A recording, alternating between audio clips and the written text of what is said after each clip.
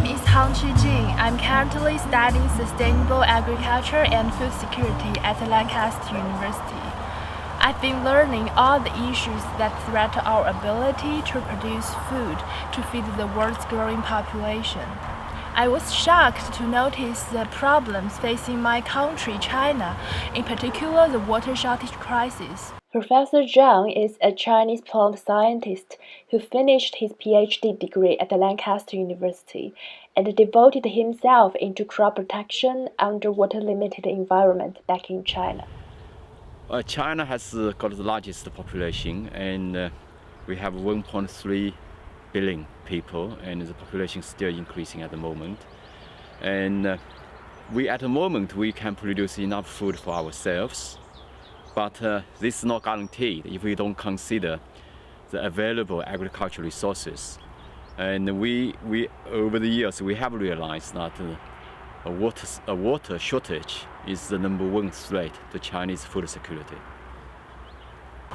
One of the worst hit areas is in Minqing County in the northwest of China, which is turning from ancient wetlands into desert due to intensive human activities, mainly producing food to feed China's growing population. In fact, desertification in Minqing is a serious issue because it's one of China's three major sandstorm originations due to its lying between two deserts. I heard about water scarcity in the northwest of China. Can you tell me more details about it? Okay, in northwest of China, we're talking about 5 provinces. They occupy about 1/3 of the land there. This area is classified as arid or semi-arid areas. Agriculture heavily relies on irrigation, and a major part of this northwest of China is what we call oasis agriculture, where the water is come from high mountains and the flow into the desert, and this creates an oasis in the desert. And this oasis agriculture is very vulnerable to environmental changes. And for example, if you use too much water for the crops, then you are less water left to the environment.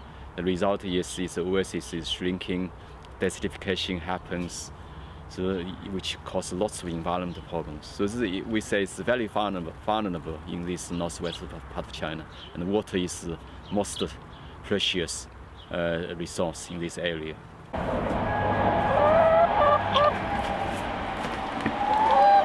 However, the story doesn't just end there, as the Chinese have recognized the issues and they are trying to solve them. How bad are the problems, and if the solutions are working? I was curious to see what is happening for myself. That's why I took a trip to Minqing to find out.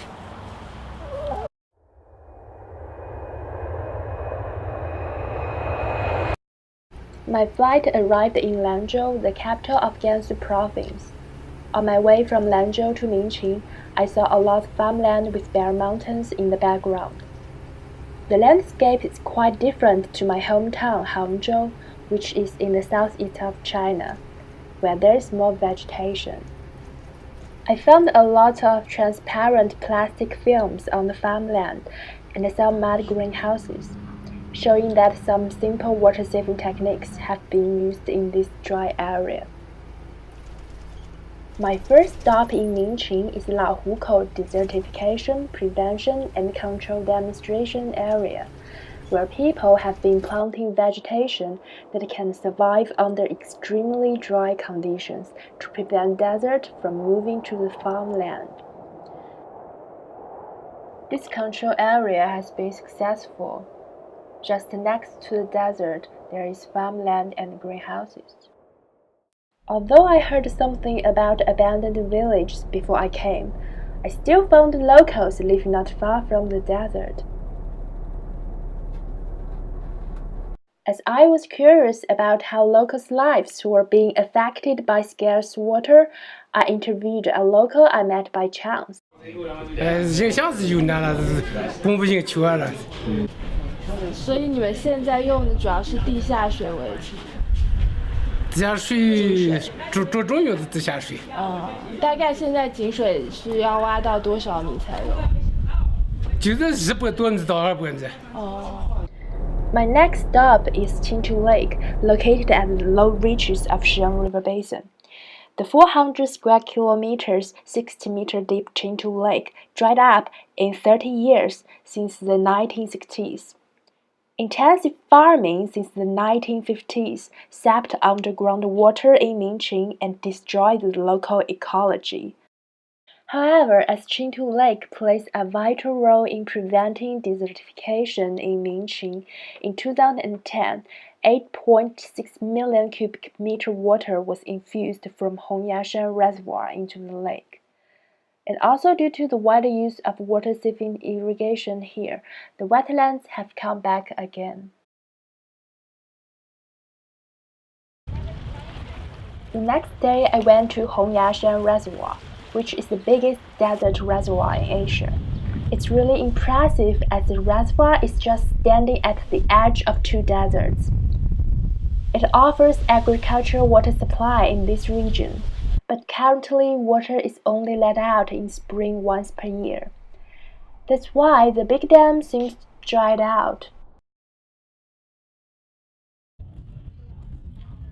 I was happy to visit several demonstration areas which have been successful in using water-saving techniques to grow good quality fruits and vegetables.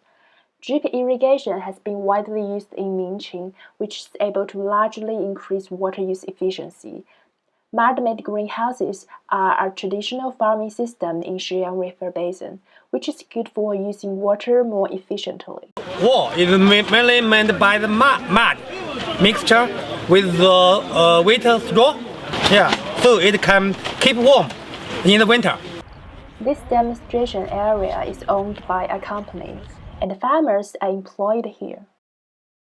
In Minqing, farmers' rights to access to water for irrigation have now been passed to the government. They have to swipe cards to get unlimited water for irrigation. They are also not allowed to grow crops that consume too much water. Meanwhile, the governments have been supporting farmers technically and financially. A lady who didn't take part in the interview, as she may get into trouble, told me that she had been a farmer for years. But as she found being a farmer here is becoming more and more difficult, eventually she changed her job. She told me that farmers were complaining that their crops couldn't get enough water.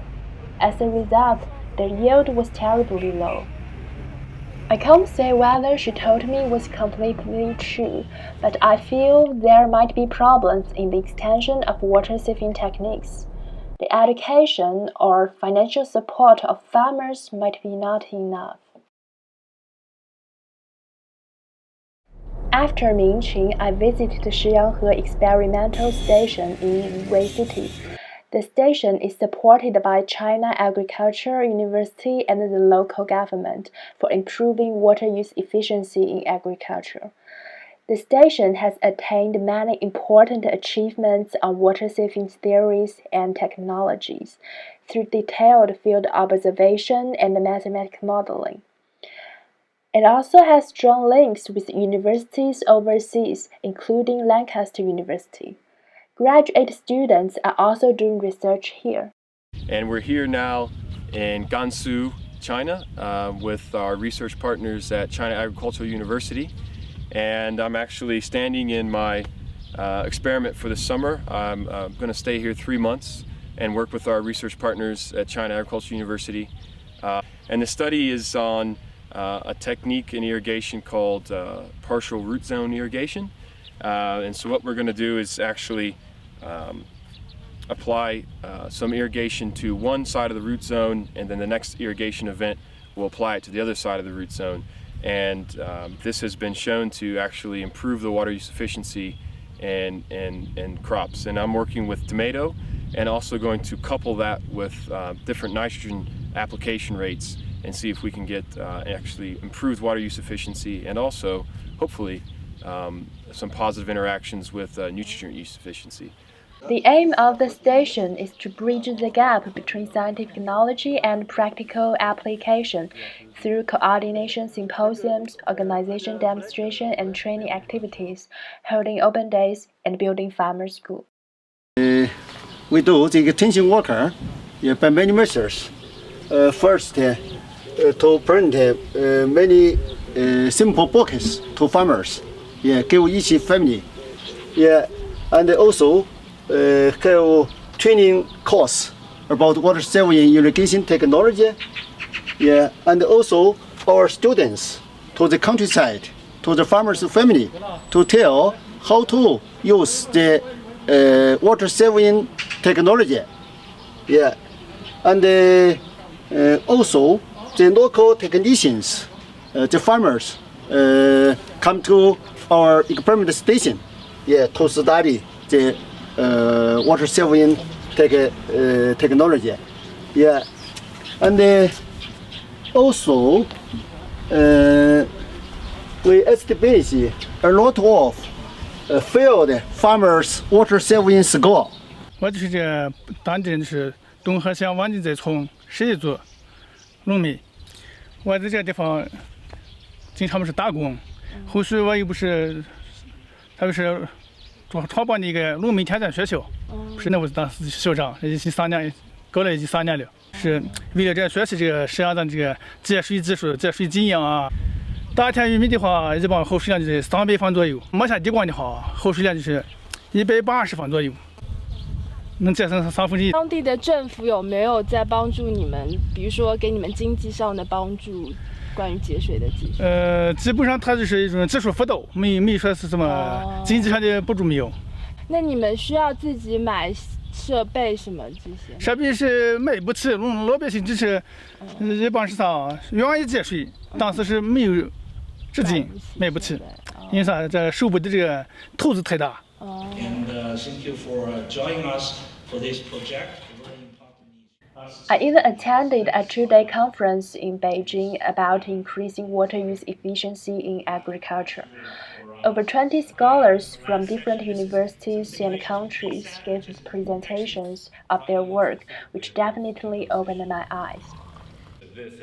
I was quite interested in the research work of Dr. Alan Bengel, who is from Israel. The agriculture in Israel is highly developed, despite the fact that over half of the land area is desert and the water is in short supply. He shared his work with me. I think in today's world, with how it works, if we want food security, a farmer has to be able to make money. Yeah. Right? Because otherwise food won't be produced, because everything's driven by the economy. So if we have systems where food production is economically worthwhile for the people producing it, then we'll have more food security over time. When you combine these dry areas with the very salty irrigation water, we've found methods of being agronomically successful, being economically successful sometimes, but it seems to maybe be at the expense of long-term sustainability. And then we're coming into some pretty serious conclusions that how we're dealing with our salts now isn't correct, and using better quality water, because our research is showing that with that kind of water we can be much more sustainable. We don't use as much nutrients, we don't pollute with our salts, we don't do other incidental contamination of our environment. After my trip, I noticed that a lot of scientists are trying to address water scarcity together in terms of food security. Obviously, purely scientific research is not enough. How to transfer rudimentary knowledge and innovative techniques to farmers is also important for scientists. Experimental stations and those demonstrations are good examples. I was pleased to see the progress Minqing has been implemented in the recent years. However, how to balance the water use between agriculture and ecosystem, and how to work with farmers still remain as key challenges for us. I'm hoping that more and more people can be aware of the issues behind our daily food.